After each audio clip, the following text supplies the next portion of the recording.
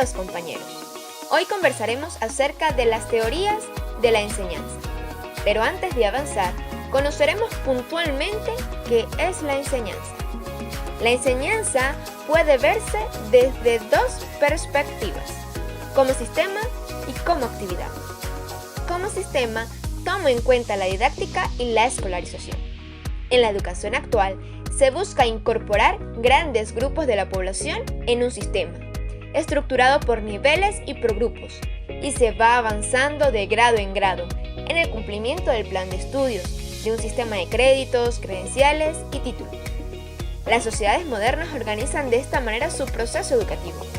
De hecho, esta visión se desarrolló de forma rápida a partir de la segunda mitad del siglo XIX. Es decir, que aquí podemos ver la educación como un sistema en la organización institucional educativa. Ahora bien, la enseñanza como actividad toma en cuenta el proceso de enseñanza y de aprendizaje. Es decir, es la actividad puntual que se circunscribe en la relación existente entre los estudiantes y sus profesores. La enseñanza o la definición propia de esta palabra se puede dar de manera muy sencilla. Enseñar es permitir que dos personas sepan lo que al principio sabía una sola. Asimismo, lo definen Edwards y Mercer en 1988. Enseñar es compartir conocimiento. Una de las actividades más representativas de la acción docente es la enseñanza, comprendida como el modo peculiar de orientar el aprendizaje y crear los escenarios más formativos entre docente y estudiante. En las presentaciones anteriores vimos las teorías del aprendizaje, pero ¿en qué se diferencian estas con las de teoría de la enseñanza? Pues bien, las teorías de la enseñanza están más próximas a las didácticas e intentan explicar cómo se puede hacer para influir en el proceso de aprendizaje de los estudiantes. Por su parte, las teorías del aprendizaje que vimos anteriormente son de corte psicológico, conductista, cognitivista y constructivista, y van enfocadas a cómo aprende el alumno. Ahora vamos a avanzar puntualmente en lo que concierne el contenido de esta exposición. Pero bien, vamos a hacer una diferencia entre lo que es una teoría y un modelo. Por su parte, las teorías pueden predecir, describir y explicar los fenómenos de la realidad. Una teoría debe ser coherente, generalizable, aplicable y efectiva. Por otra parte, tenemos términos como modelos, enfoques, perspectivas, filosofías de enseñanza. Y estos todos aluden, con distintos matices, a la manera en que se define la tarea del que enseña, los propósitos de enseñar y la naturaleza de la experiencia educativa. Ahora bien, vamos a enfocarnos en estas teorías de la enseñanza. Una de las teorías es la teoría del aprendizaje por descubrimiento. Esta teoría nos explica que es un proceso de construcción de nuevas ideas basadas en el conocimiento anterior. Los estudiantes son motivados a descubrir los hechos por ellos mismos y a construir continuamente a partir de lo que ellos saben. Ahora, ¿qué rol cumple el estudiante y el maestro en esta teoría? En el estudiante, el aprendiz es activo construyendo nuevas ideas sobre la base de un conocimiento previo, y él mismo selecciona y transforma la información, construye hipótesis y toma decisiones apoyándose en una estructura cognitiva. En cambio, el rol del maestro no expone los contenidos de una forma acabada. Su actividad se enfoca en darles una meta a seguir y buscar que ésta sea alcanzada. Por lo tanto, el maestro presenta todas las herramientas a sus estudiantes para que él descubra por sí mismo lo que desea aprender. También existen unas formas de descubrimiento. En estas están la inductiva, que va de lo concreto a lo general. Es la colección o reordenación de datos para llegar a una nueva categoría o concepto. La teoría deductiva, donde es la combinación o puesta en relación de ideas generales para llegar a enunciados específicos. Va de lo general a lo particular. Y el transductivo es la que relaciona o compara dos elementos particulares en uno o dos aspectos. Ahora, aprendamos un poco cómo es la aplicación del aprendizaje por descubrimiento en el aula. esto tiene diferentes pasos. Primero, plantear una pregunta intrigante a los alumnos y dejar que traten de entender la respuesta. Segundo, proporcionar material organizado previamente para que los alumnos puedan trabajar sobre el tema en cuestión. 3. Estimular a los alumnos a que hagan suposiciones intuitivas que luego confirmen esas suposiciones. 4. Organizar la clase para que los alumnos aprendan a partir de su propia implicación activa. Y número 5. Por último, construir la disposición de conocimientos y organizarlos. Pero para que este aprendizaje por descubrimiento se dé, necesita tener unas condiciones. ¿Cuáles son estas condiciones? Un ámbito de búsqueda restringido.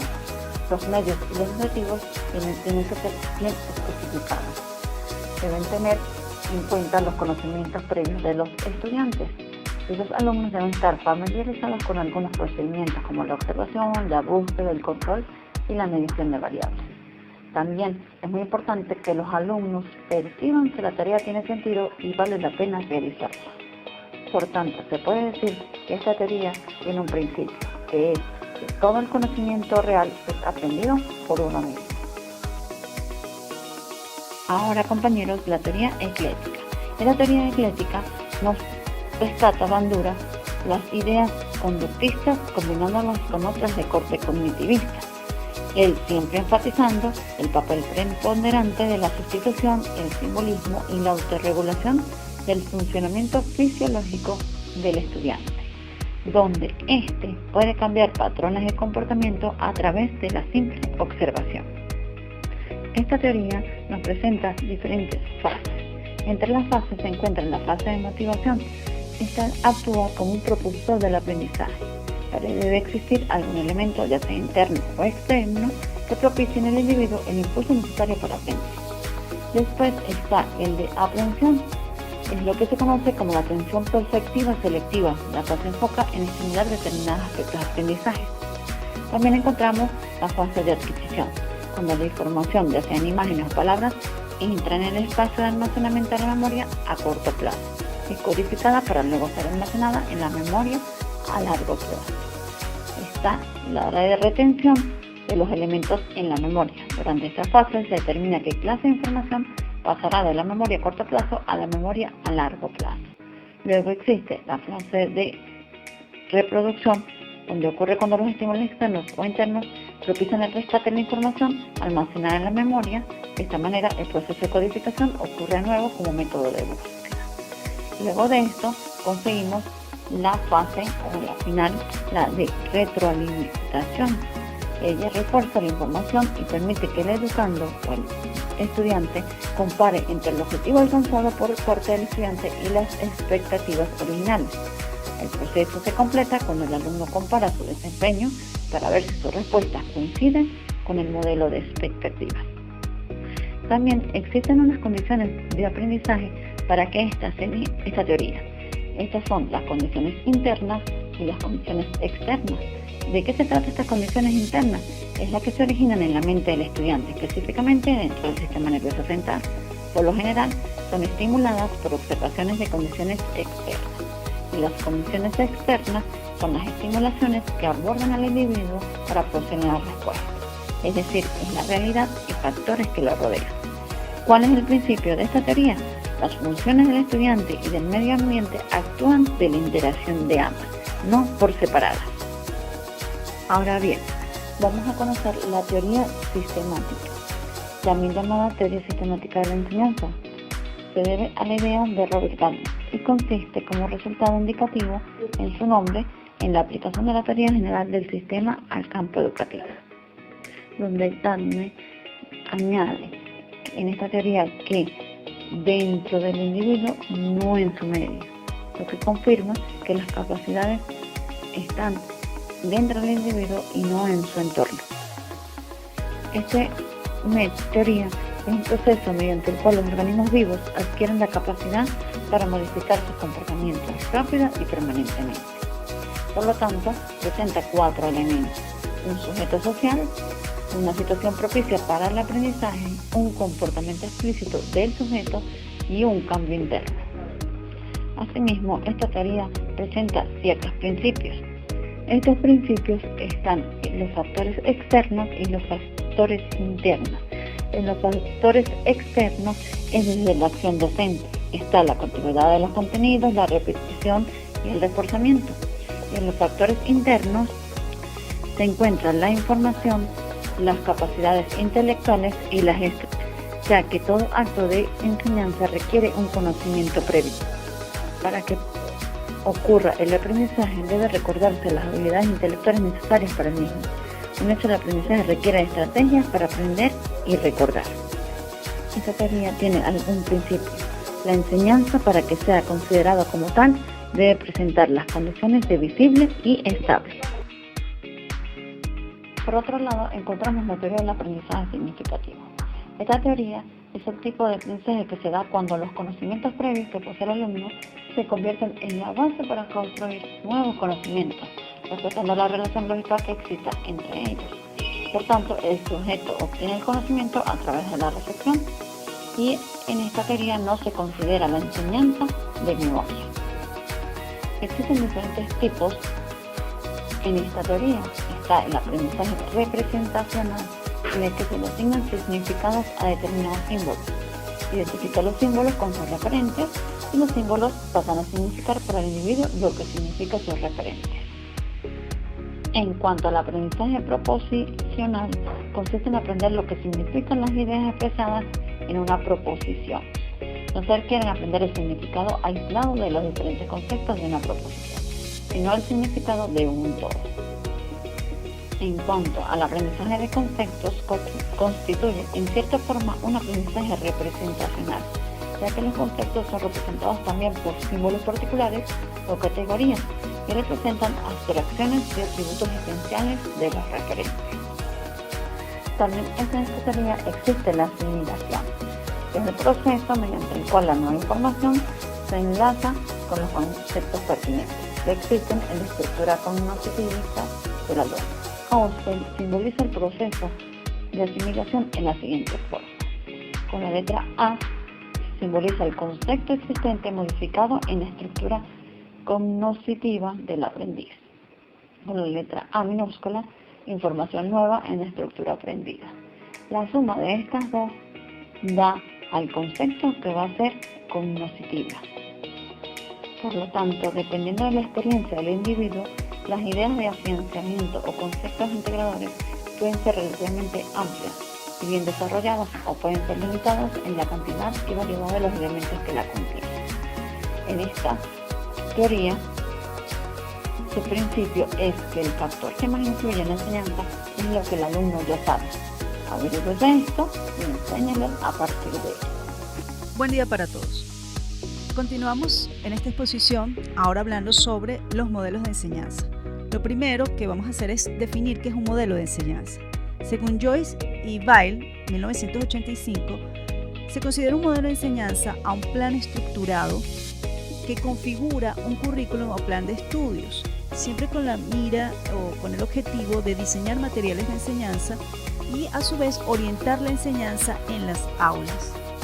Egan y Couchard, 1999, de alguna manera complementan el concepto previo, ya que ellos definen el modelo de enseñanza como estrategias prescriptivas. Y por otro lado, lo que se busca con el modelo de enseñanza, según Egan y Couchard, es que se cumplan metas de enseñanza determinadas. Para esta exposición vamos a presentar modelos de enseñanza propuestos por distintos autores. Vamos a comenzar en este caso con Medina y Salvador, 2009. Ellos plantean 6 modelos que son el socrático, el activo situado, de aprendizaje para el dominio, comunicativo interactivo, contextual y colaborativo. En el modelo socrático va a existir un escenario o modelo cultural, a partir del cual el docente va a formular una pregunta. El estudiante va a responderla tomando en cuenta su experiencia personal. De ahí va a existir una retroalimentación del docente y nuevamente va a surgir una nueva pregunta, ya en función de lo que el estudiante respondió. En el caso del modelo activo situado, el estudiante, según Stern y Huber, 1997, es un ser autónomo y responsable de su aprendizaje. En este caso se toma en cuenta el principio de actividad y la naturaleza formativa de las tareas. Según Medina, si bien es cierto que el estudiante va a ser un ente autónomo responsable de su aprendizaje, para Medina 2000, el docente es el que se debe encargar de comprometer al estudiante en el diseño, realización y valoración de las actividades y ejercicios para así lograr el proceso formativo. Pero se debe quedar claro que el docente es el que selecciona las actividades y ejercicios que debe realizar el estudiante. En el modelo comunicativo interactivo se requiere el dominio y desarrollo de la capacidad comunicativa. Aquí tenemos a dos autores, Kasden y Titone. Kasden, en 1986, indica que la comunicación en la clase va a afectar el análisis de las estructuras participativas, de cómo se va a llevar la participación entre profesor y estudiante. El estudio comprensivo de la lección, qué tanto se va a estudiar y cómo se va a estudiar, hasta qué punto va a llegar, hasta qué punto se va a extender la comprensión de la lección. El proceso y planteamiento de las demandas de los estudiantes, en función también de lo que se está aprendiendo, y las preguntas del profesorado y respuesta de los estudiantes. En este caso, el docente inicia y controla el discurso, el léxico que emplea, los indicadores y claves de expresión, el estado de ánimo y también la expresión cinética, o sea, cómo se va a desenvolver en el aula, cómo se va a mover o desplazar a través del aula de clases. Por su parte, Titone, 1986, crea un modelo para descubrir las actuaciones y decisiones del profesorado al comunicarse en clase, tomando en cuenta tres fases: la fase de actuación, la fase de ejercitación y la fase de control. El modelo contextual ecológico es un modelo ligado al análisis de tareas y a los procesos dialécticos constructivos. Aquí, las escuelas y comunidades forman un ecosistema emancipador, en el que se va a reconocer la visión de cada uno de los agentes participantes y se van a aplicar modelos innovadores para lograr la transformación. La enseñanza es la actividad más apropiada para promover tanto proyectos como programas para la transformación de la comunidad y la indagación colaborativa. El profesorado en este caso diseña modelos ecológicos integrales. La acción de la enseñanza se relaciona con ecosistemas más amplios, pero se proyecta más que en el aula, desde el aula, creando un microsistema interactivo. En el modelo colaborativo, la enseñanza es una práctica colegiada, interactiva y en equipo. Profesorado y estudiantes son corresponsables del proceso de transformación. El proceso de enseñanza-aprendizaje va a crear un espacio en donde docentes y estudiantes reflexionan sobre dicho proceso. El profesorado se compromete a la acción y a la mejora de forma integral, incluyendo a la comunidad.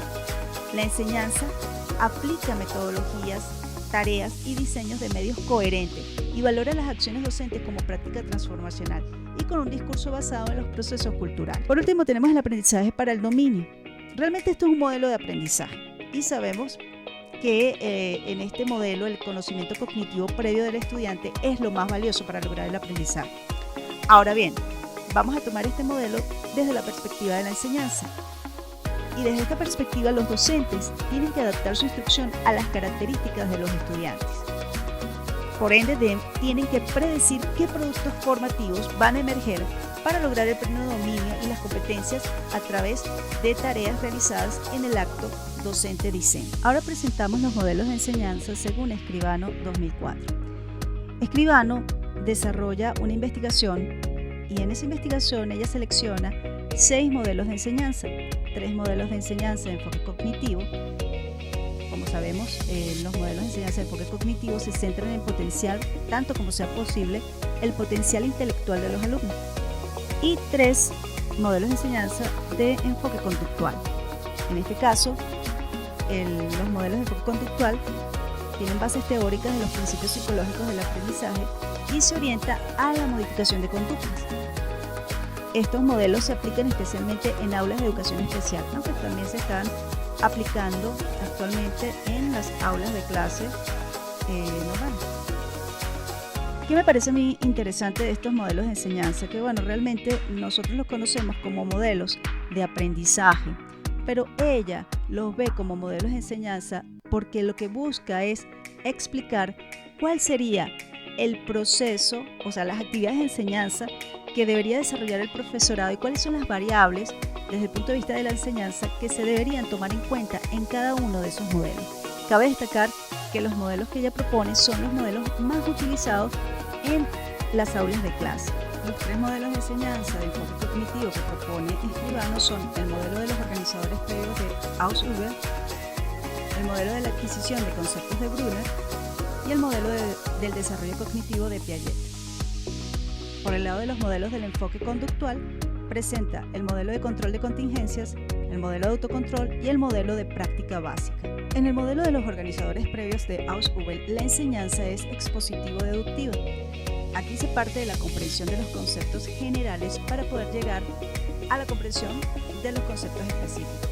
En este caso, el objetivo es ayudar a los estudiantes a que logren un aprendizaje significativo. ¿Cuáles serían las variables de enseñanza? Los organizadores previos, la enseñanza expositiva y el aprendizaje de recepción activa.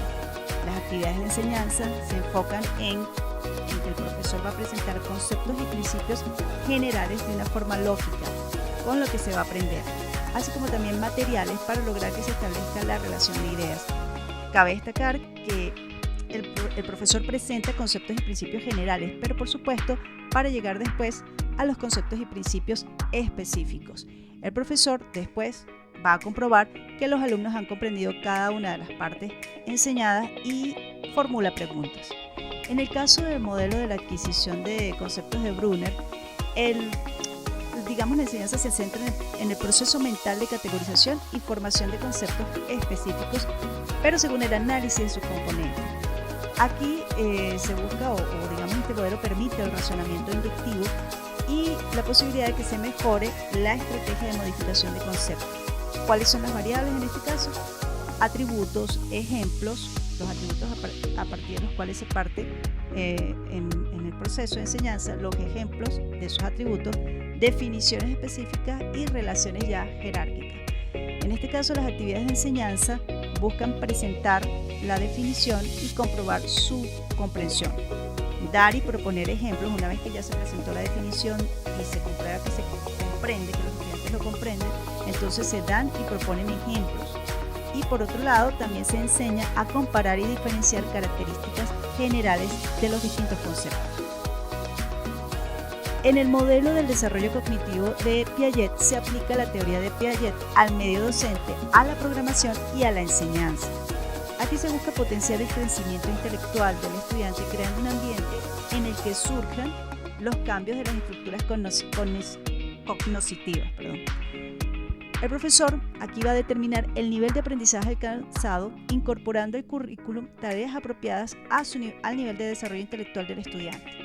¿Cuáles serían las variables? El principio constructivista. Y el profesor va a ser el diagnosticador del desarrollo intelectual del alumno y creador y facilitador del conflicto cognitivo. Ahora vamos a hablar de los modelos de enseñanza de enfoque conductual. El modelo de enseñanza de control de contingencias es el más conocido y utilizado entre los educadores. Aquí se acentúa el uso de las consecuencias de lo que es la recompensa y el castigo. En este caso, los profesores deben hacer un análisis conductual muy detallado de la situación problemática. Ser conscientes también de qué estímulos y condiciones activan y mantienen la respuesta no deseada, conocer cuál es la conducta deseada que se pretende lograr y qué estímulo lo logra. Las variables básicas son la relación de contingencia y el control del refuerzo.